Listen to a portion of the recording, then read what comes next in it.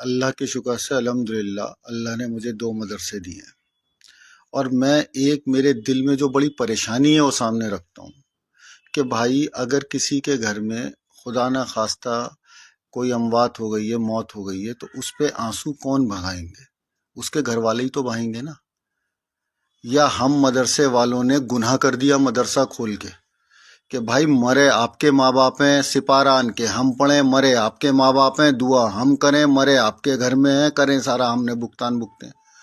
हम जब मदरसा खोलते हैं भाई मेहनत करके बच्चों को पढ़ाते हैं, मेहनत करके बच्चे सबक लेते हैं। वो जब आप कुरान खानी के लिए आन के हमारी जान के ऊपर अजाब अपना नाजिल करते हैं ना, अपना मनहूस साए नाजिल करते हैं आन के कि जी कुरान खानी के जो, तो आप मदरसे को बर्बाद करते हैं। वो लानत आपको भुगतनी पड़ेगी, वो उस गुनाह का जवाब देना पड़ेगा कि बच्चा अपना सबक छोड़ के जाता है वहां पे, बच्चे का पूरा रूटीन बर्बाद होता है इसलिए कि आपके घर में मौत हुई और भुगतान उसका हम भुगतना है। हमने रूह कब्ज नहीं करी आपके घर वालों की, मलकुल मौत ने करी है और उसको सिपारा बख्शना आपका काम है, हमारा काम नहीं है। हमारे आप पर ऊपर आन के दादागिरियां मत जमाओ ना, हमने तुम्हारा कुछ दिया खाया है, हमें अल्लाह देता है खाने को और मदरसे के बच्चों को भी देता है।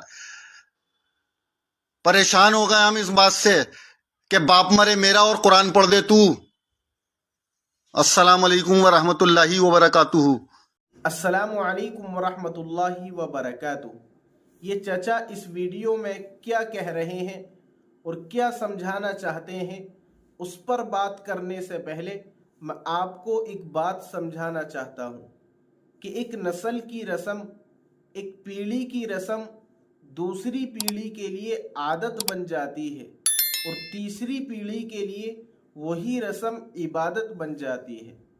फिर उस इबादत को, उस रस्म को उन लोगों से कोई छुड़ा नहीं सकता, कोई उस रस्म को ख़त्म नहीं कर सकता। अगर कोई कोशिश भी करे तो लोग उसी को गलत समझते हैं, उसी को बुरा भला कहते हैं, उसी को गालियां देते हैं। ठीक इसी तरह आजकल जो कुरान खानियों का रिवाज आम हो गया है, उसका बेजा इस्तेमाल भी होने लगा है। घरों पर, दुकानों पर, ऑफिसों पर, पिलोटों पर लोग मौलवियों को और हाफिज़ों को बुलाते हैं कुरान पढ़ने के लिए, सूरे बकरा पढ़वाने के लिए, यासीन पढ़वाने के लिए।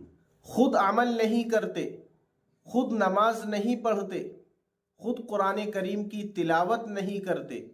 उन्होंने तो बस कुरान करीम को दुकानों पर, ऑफिसों पर, घरों में ऊपर सजा करके रख दिया है, सिर्फ तबर्रुक के लिए, बरकत हासिल करने के लिए। उनको कुरान करीम को हाथ लगाने की भी तौफीक नहीं होती। ये चचा इस वीडियो में क्या कह रहे हैं, आप इनकी बात से कितना सहमत हैं, कमेंट करके ज़रूर बताइए। लेकिन मेरी जितनी समझ में आया वो ये कह रहे हैं कि लोगों के घरों में इंतकाल होता है, लोगों के घरों में मौतें होती हैं, तो उनको ईसाले सवाब पहुंचाने की जिम्मेदारी किसकी है? उनको कुरान पढ़कर के बख्शने की जिम्मेदारी किसकी है? घर वालों की या मदरसों की? क्योंकि अक्सर अब देखा जाता है कि लोगों के घरों में इंतकाल होता है, लोगों के घरों में मौत होती है, तो वो तीसरे दिन, 10वें दिन या 40वें दिन मदरसे के बच्चों को बुलाते हैं कुरान खानी के लिए, कुरान पढ़वाने के लिए। और मदरसे के बच्चे कुरान पढ़ते हैं, दुआ करते हैं और मिठाई लेकर के चले जाते हैं। और घर वाले ये समझते हैं कि अब हमारी जिम्मेदारी वो ख़त्म हो गई। और हैरत की बात यह है कि जब मय्यत के घर वाले मदरसे के बच्चों को बुलाते हैं कुरान पढ़वाने के लिए और मदरसे के बच्चे कुरान पढ़ रहे होते हैं, तो खुद कुर्सी पर बैठकर के मोबाइल चला रहे होते हैं या फिर कुर्सियों पर बैठकर के दुनियावी बातें कर रहे होते हैं। यानी उनको इतनी भी तौफीक नहीं होती कि अब ये मदरसे के बच्चे कुरान करीम की तिलावत करने आए हैं तो हम थोड़ी देर के लिए खामोश बैठ जाएं। अगर कुरान करीम की तिलावत भी नहीं कर रहे हैं और ये समझते हैं कि अब हमारा काम ख़त्म हो गया, हमने अपनी मय्यत की मग़फ़िरत करवा दी, हमने अपनी मय्यत का बेड़ा पार करवा दिया, अपनी मय्यत को जन्नतुल फिरदौस में आला से आला मकाम पर पहुंचा दिया। और अब कुरान करीम का अमल इतना ज़्यादा बढ़ गया है, इतना ट्रेंडिंग में आ गया है कि कुछ मदरसों में तो एडवांस बुकिंग कराई जाती है कुरान खानी के लिए, डेट ली जाती है, तारीख ली जाती है, जिसकी वजह से बच्चों की पढ़ाई पर गहरा असर पड़ता है, क्योंकि सारा वक्त तो कुरान खानी में ही चला जाता है। सुबह भी कुरान खानी, दोपहर भी कुरान खानी, असर के बाद भी कुरान खानी, रात में भी कुरान खानी, बस कुरान खानी ही कुरान खानी।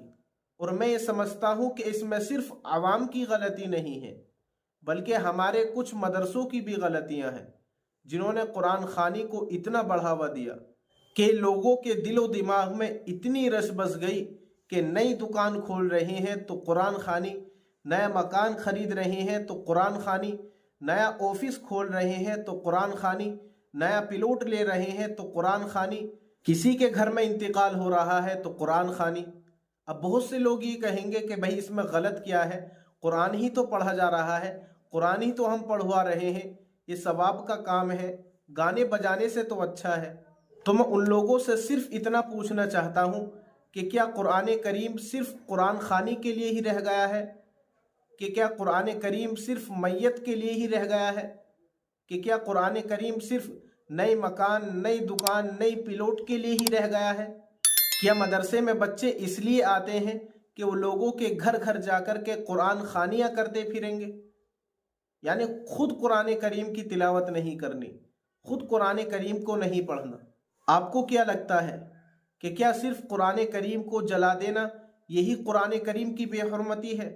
कुरान करीम को पैरों के तले रोन देना यही कुरान करीम की बेहुरमती है? कुरान करीम को फुटबॉल की तरह उछाल करके फेंक देना यही कुरान करीम की बेहुरमती है? कुरान करीम को समझ करके न पढ़ना और उस पर अमल न करना, ये सबसे बड़ी कुरान करीम की बेहुरमती है।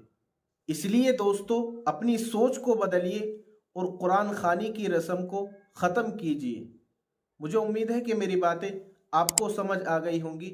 इसके लिए कुछ शेयर करें, दूसरों तक पहुँचाएँ। अस्सलामु अलैकुम वरहमतुल्लाहि वबरकातुहू।